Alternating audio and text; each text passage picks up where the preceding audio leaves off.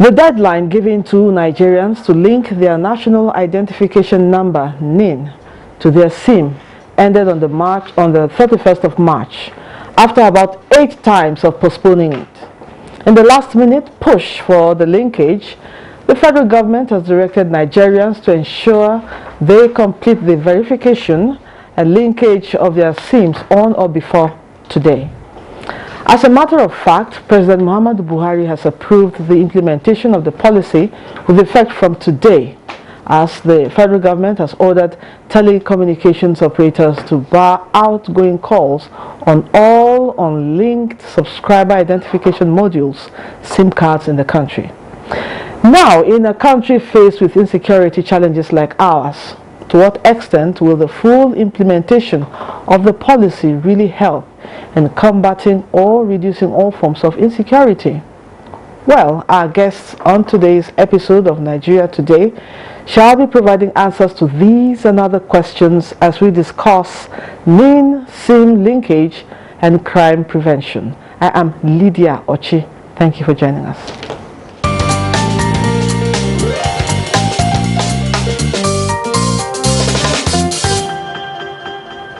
We have a full house today. Joining me in the studio is the Director General of NIMSI, Engineer Abdulaziz Aliyu. Welcome to Nigeria Today. Welcome. And also joining us is the Executive Commissioner, Stakeholder Management, NCC, Barrister Adeleke Adewolu. Thank you for coming to the program. Thank you, Lydia. Good evening, viewers. And also with us in the studio is a cybersecurity expert, Anthony Ojinta. Welcome to the program. Thank you for having me here. Okay, let's begin with the DG NIMSI. Give us an overview of the SIM registration process, how it's all started, and why it became necessary, and why this deadline on the linkage of our SIMs to our NIN by the federal government should be sacrosanct. Well, thank you very much. Well, the act that sets up NIMSI in 2007 gave some mandatory usage of the national identification number, and also asked us to come up with regulations. And the regulations came up in 2015, and since that time we have been on and off until when in 2020 around February that it was announced that we need to then, there was a presidential committee, and it came up with the regulations that by the end of December 2020 we should have our SIM linked. And then the general public were reminded 2 weeks to the deadline, and there was a lot of issues. But government understood and has been extending the deadline since that time.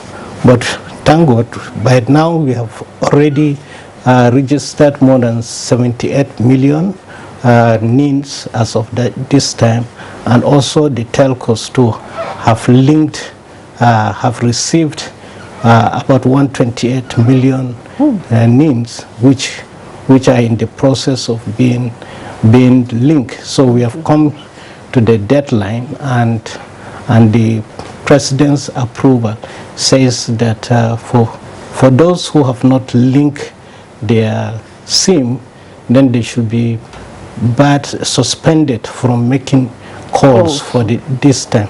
They are required to go and enroll and also send their NIN for the linkage before you can be okay. Okay, all right. Yeah. Now, Barrister Adeleke, the federal government has ordered telecoms operators to bar all unlinked SIM from making calls. Could you put the record straight? Let's know the true situation and why this order is necessary in the fight against crime and criminality. Thank you, Lydia. As the DG said earlier, the policy or rather, there was a regulation, I believe, made in 2017, which made it mandatory for interaction with some government agencies, citizens needed to have their NIN produced in order to enjoy those government services. Now, coming forward to February of 2020, the President of the Federal Republic of Nigeria, President Muhammadu Buhari, then gave a directive that by the 31st of December of 2020, we as regulator of the telecom industry should work with our operators and the Nigerian Identity Management Commission to ensure that all new subscribers registering for a SIM and existing subscribers who already had a SIM should ensure that they produce their national identity number and that operators linked that national identity number to that SIM subscriber record. Now, the major reason behind this and how this kind of supports and aids national security is, as you know, before we started SIM registration, virtually anybody could pick up a SIM card. And recent history tells us that in a lot of these cases, people without registered SIMs were engaging in criminal activity. Definitely.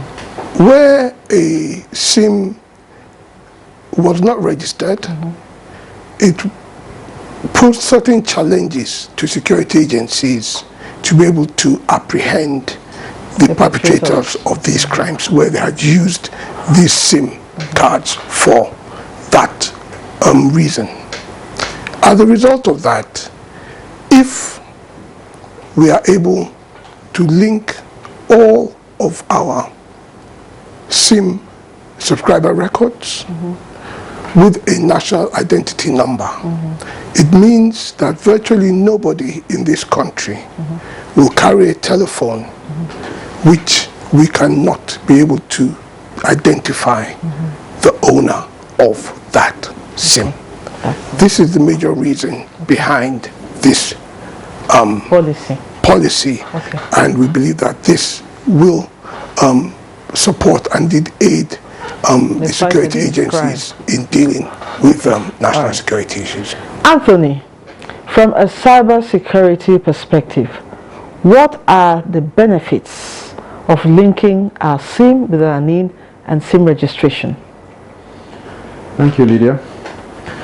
In cybersecurity, the most important thing is protecting the activities of people using cyberspace. And to some extent, telephony is a very, very core part of the cyberspace that we live in today, because a large percentage of Nigerians connect to the internet using their mobile phones.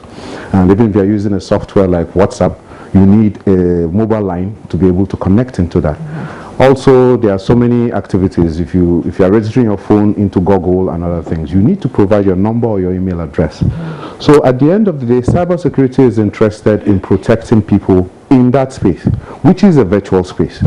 Now, in the physical space, if somebody was to meet with you and interact with you, it will be well if you know who the person is. If you don't know who the person is and the person dupes you or takes away your resources, you won't know how to trace the person. So in cyberspace, it becomes more important, because in cyberspace you can't really even see the person, even though you are interacting with the person. It's all in the cloud. It's all in the cyberspace. So NIN registration is clearly where a country knows who are the people who are in the country. You identify who the people are. Then SIM card registration now ties that NIN registration to now know the person who's using the SIM, who is using the space in cyberspace. So it's a perfect match. It's an ideal situation.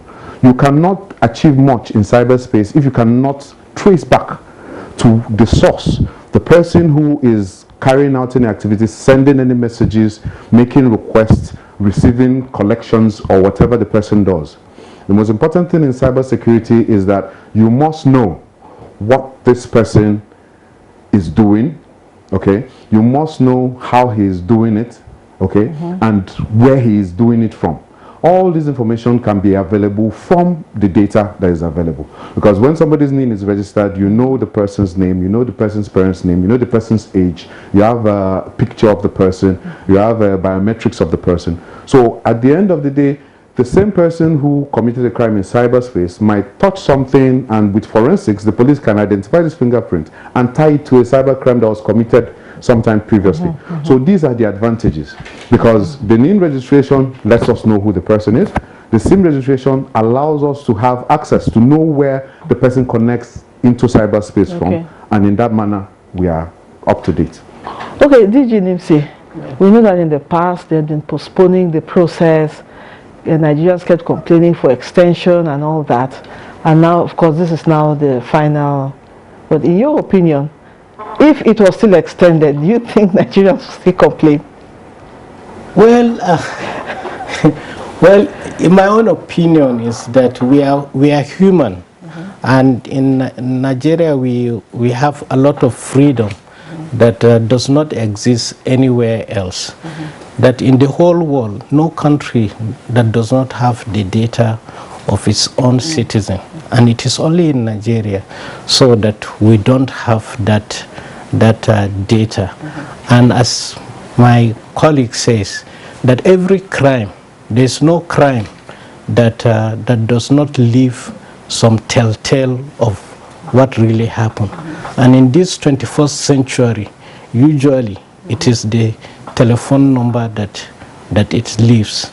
Therefore, with that, it should be able to help the security agencies. So, but the attitude of the human being is that even when you do something that is going to help us collectively, then there is always that attitudinal things about change, and it is only change that is really constant. So they should be, and until we will not stop enrolling until the last person that is really enrolled, and we have a complete database of everyone in the country. Okay, now, Barrister Delicate, what will be the consequences of telecom operators that don't comply with this by this order?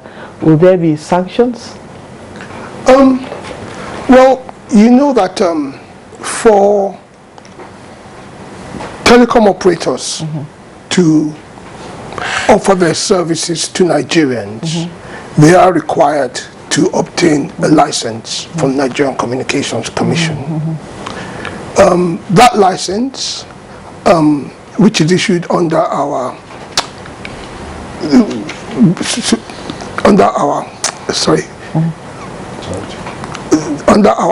empowering legislation, the Nigerian Communications Act, imposes various obligations on licensed operators. Therefore, one of those obligations would be that they must comply with all laws of the Federal Republic of Nigeria. They must also comply with all regulatory instruments and directives of the Commission as regulator.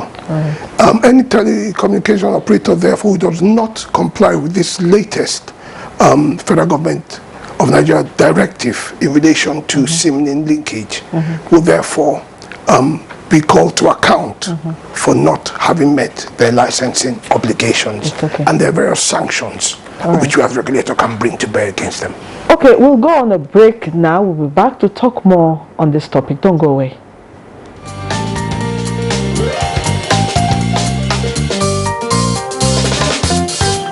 They've already given a lot of deadlines. They keep giving deadlines. So if they end up doing that, then it's okay, yes. You are talking to a disillusioned Nigerian. You are talking to one of those that doesn't believe in the Nigerian project. You can imagine since when we've been doing this registration. I think I was one of the early birds of one of the what's it called, service provider, 2001. And what I learned then was that you got to be registered for security reason. The importance of that name as regards to online linkage is very paramount, such that the government should not even just cut it up like that, because cutting it up means disenfranchising so many people of their own rights and privileges. If really they want to practice it the way it is being practiced globally, I mean in the advanced country, where one day every utility of yours will be linked up to all these things, then automatically they have to at least give a break. They have to extend it. I believe the government should have a little bit more patience and allow people, because there are so many constraints, you know, probably, which was one of the causes of why people have not registered the NIN or why they've not been able to link. Agreed, you've given enough time, you've kept postponing. I think you should still exercise some little patience, especially when you look at the numbers and the percentages. If it's still more that have not registered, you still have to have a little bit more patience to get it in.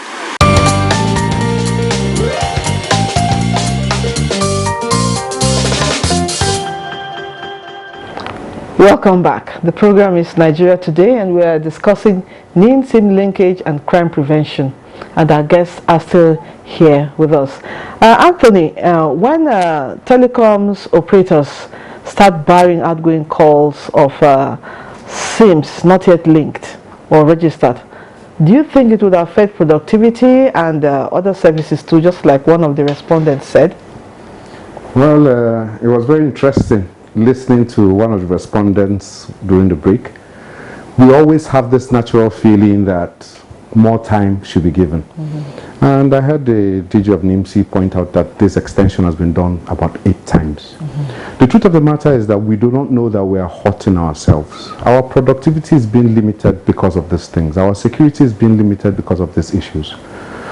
What the respondents and people who think that stopping us now is doing is that it's making life more difficult for us.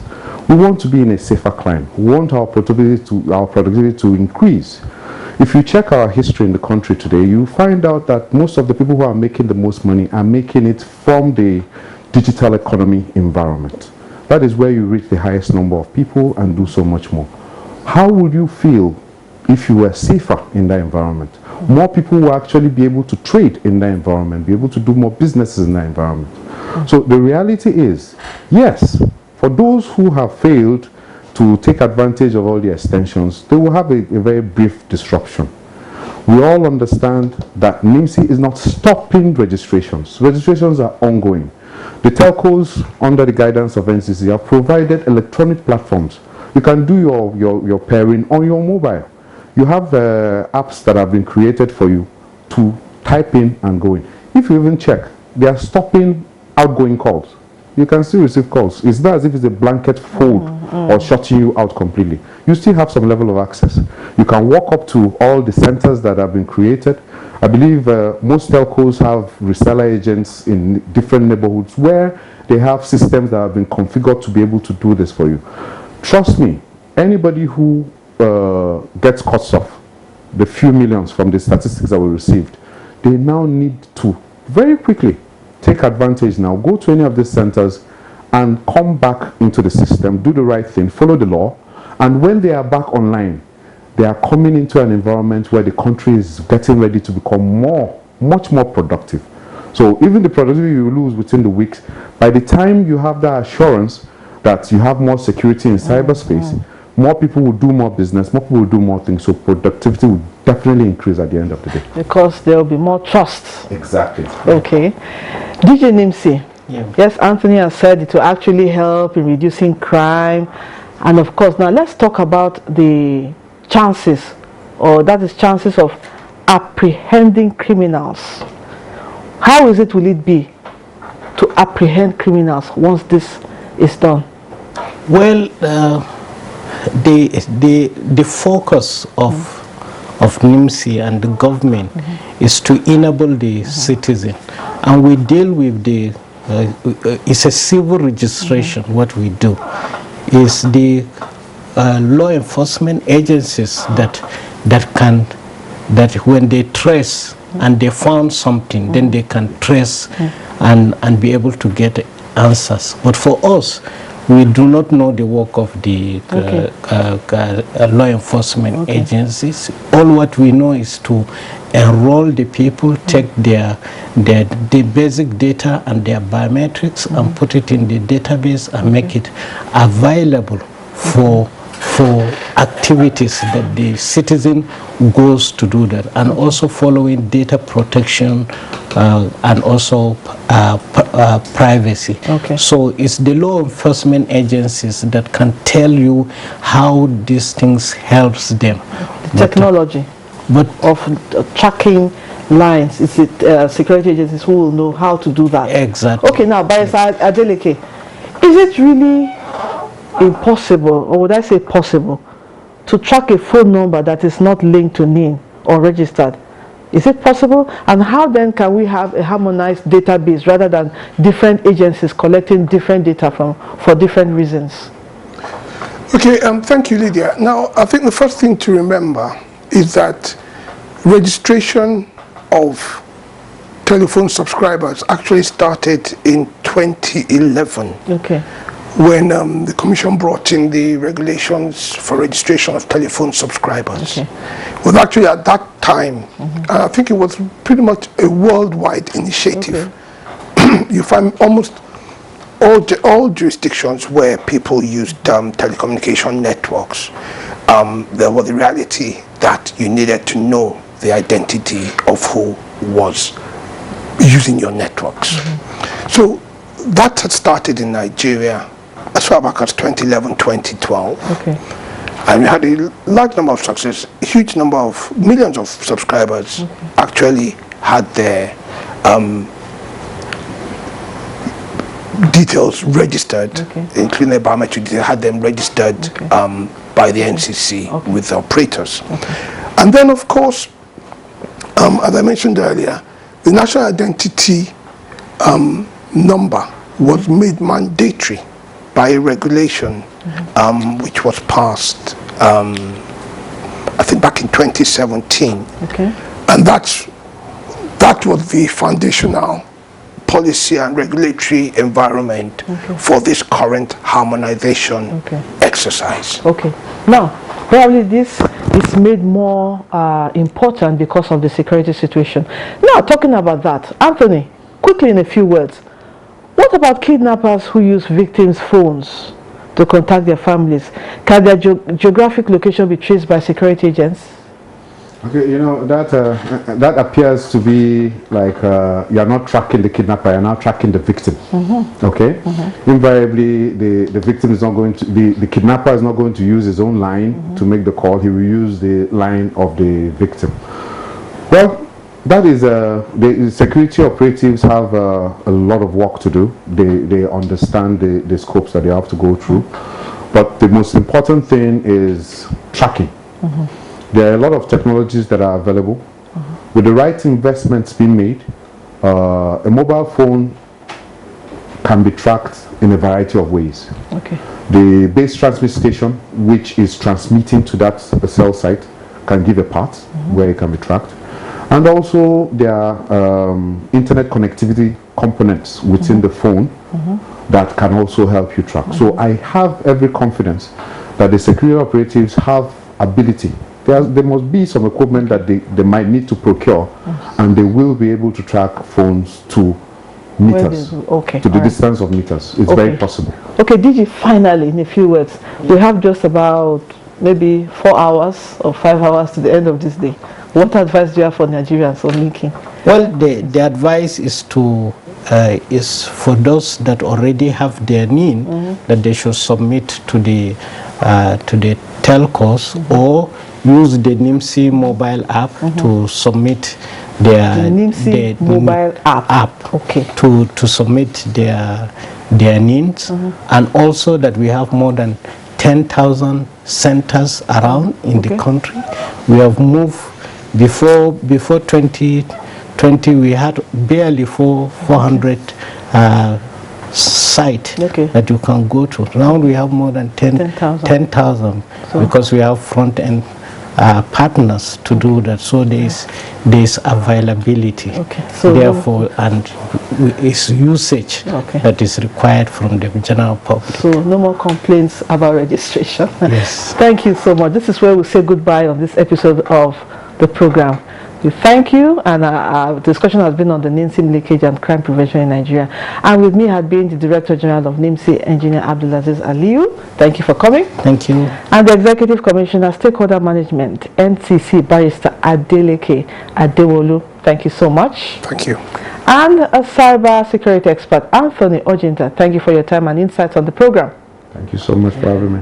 And to our viewers, thank you for being a part of the program. Remember, you can still watch this episode and other ones on www.youtube.com/NTNews24hub. Till I see you again, I'm Lydia Ochi. Have a wonderful evening. Goodbye.